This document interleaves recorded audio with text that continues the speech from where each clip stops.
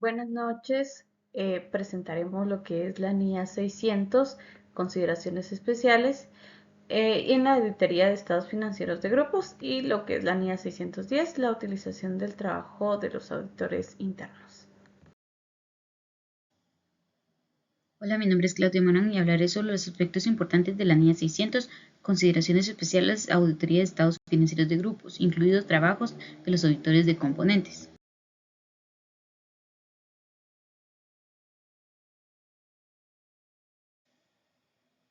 El alcance de esta norma nos hace la aclaración de que todas las normas internacionales de auditoría son aplicables a las auditorías de componentes.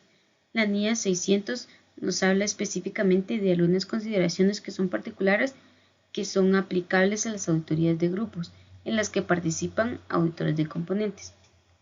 Dentro de los objetivos del autor que nos menciona la norma tenemos los siguientes. Primero, pues se deberá determinar si es adecuado o no actuar como auditor de un estado financiero de un grupo.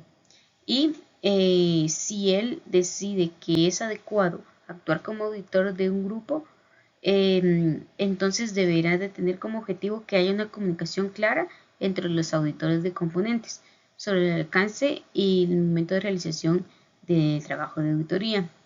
Y así también pues una comunicación clara sobre los hallazgos que se hayan encontrado. También deberá velar por la obtención de evidencia suficiente y adecuada respecto a la información financiera de un grupo y el proceso de consolidación de los mismos.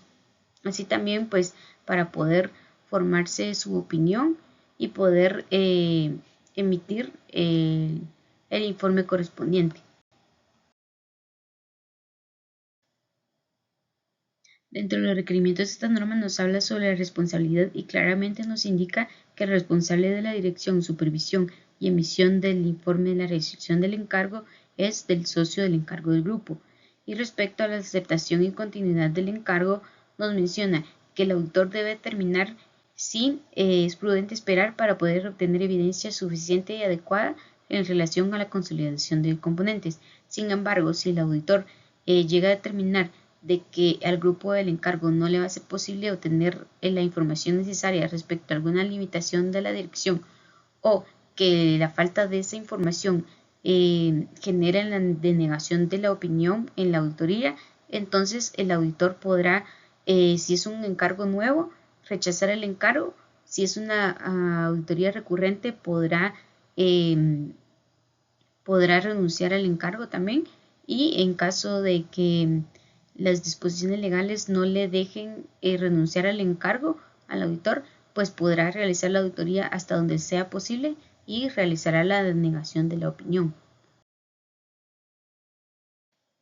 Se debe establecer también una estrategia global y un plan de auditoría de acuerdo con la NIA 300, la cual deberá ser revisada por el socio del encargo. Además, tener ciertos conocimientos del grupo, sus componentes y sus entornos, para poder identificar y valorar los riesgos de incorrección material en los estados financieros del grupo, debido a fraude o error, así como sus procesos de consolidación.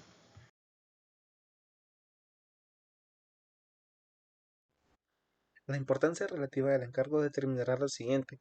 Vamos a ver 4 puntos, que son que la importancia relativa para los resultados financieros pues del grupo en su conjunto es el momento en el que se establezca una estrategia global como un grupo de auditoría. También hay que ver los niveles o el nivel de importancia relativa para determinar dos tipos de transacciones, saldos contables, información a revelar o cuando tienen en cuenta también circunstancias específicas de ese grupo. Es importante tener que tomar en cuenta que la existencia de incorrecciones por importes inferiores a la importancia relativa se determinará para los estados financieros del grupo en su conjunto que quepa. Razonablemente, puedan prever que influya en las decisiones económicas que los usuarios vayan a tomar. Hay que ver también la importancia relativa de aquellas componentes y el umbral de decimal. Como respuestas a los riesgos valorados, vamos a ver que el autor debe diseñar e implementar respuestas adecuadas frente a los riesgos valorados de incorrección material en los estados financieros. Estos mismos pues deben de estar dentro del umbral de incorrección material.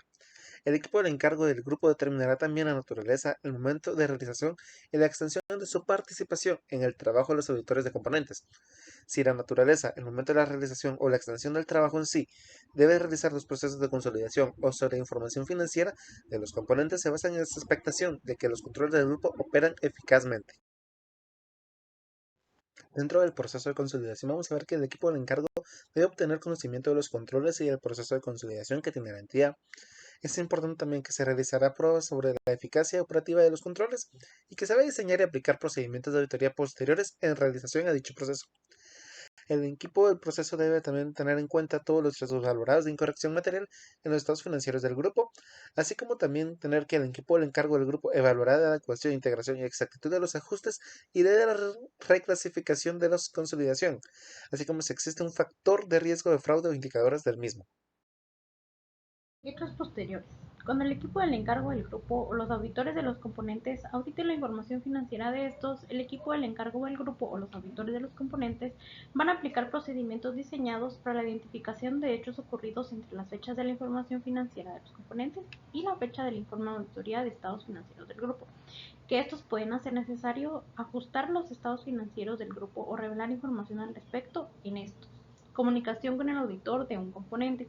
El equipo del encargo del grupo comunicará en el momento oportuno sus requerimientos al auditor de un componente.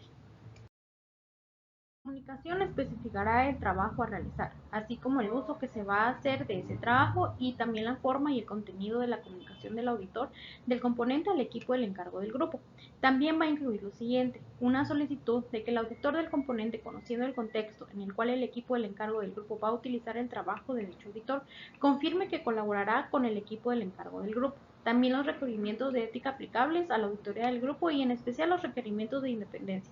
En el caso de una auditoría o revisión de la información financiera del componente, la importancia relativa del componente y también si procede el nivel o los niveles de importancia relativa que se establece para determinados tipos de transacciones, saldos contables o información a revelar, y también el umbral a partir del cual de las incorrecciones no pueden considerarse claramente insignificantes para los estados financieros del grupo.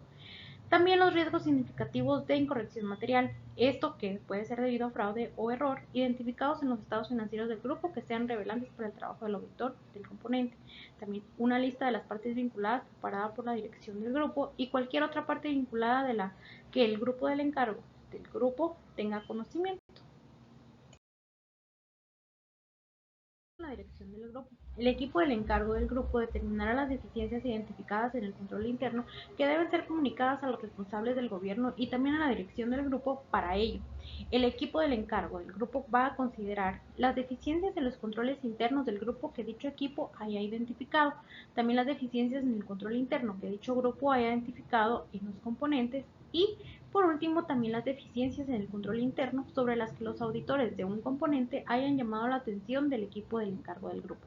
Por último, la documentación. El equipo del encargo del grupo va a incluir en los documentos de auditoría un análisis de los componentes con una indicación de aquellos que sean significativos, la naturaleza, el momento de la realización y también de la extensión de la participación del equipo del encargo del grupo en el trabajo realizado por los auditores. También las comunicaciones escritas entre el equipo del encargo del grupo y los auditores de los componentes sobre los requerimientos del equipo del encargo del grupo. Línea 610. Utilización del trabajo de los auditores internos. El alcance de esta norma internacional de auditoría con respecto a la utilización del trabajo del auditor interno también debe de considerarse la función de auditoría interna para la obtención de evidencia de auditoría y la utilización de la ayuda directa de los auditores internos que debe estar supervisada y revisada por el auditor externo. La NIA 315 nos habla sobre este trabajo y cómo puede estar relacionado con el trabajo del auditor externo y ayudar así a poder determinar las incorrecciones materiales y tener el conocimiento adecuado sobre ciertos hechos que pudieran afectar nuestro trabajo de auditoría.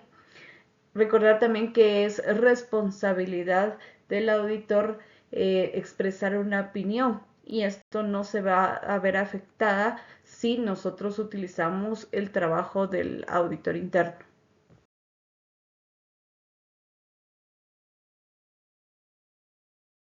Objetivos.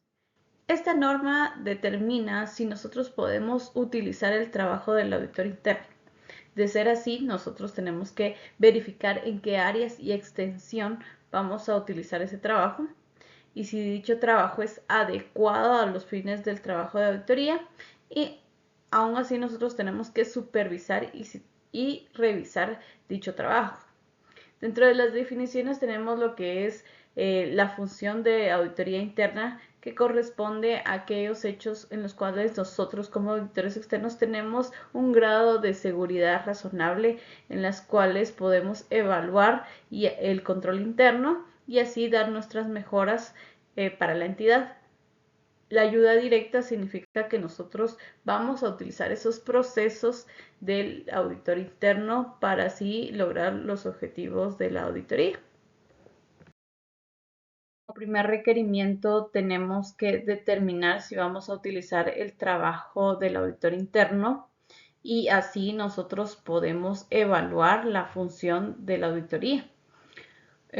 Como primero sería el estatus de la organización, como las políticas y procedimientos, y estos que sustentan la objetividad del auditor interno, también el grado de competencia con función a la auditoría interna y la función del auditor interno con respecto a la calidad de la auditoría.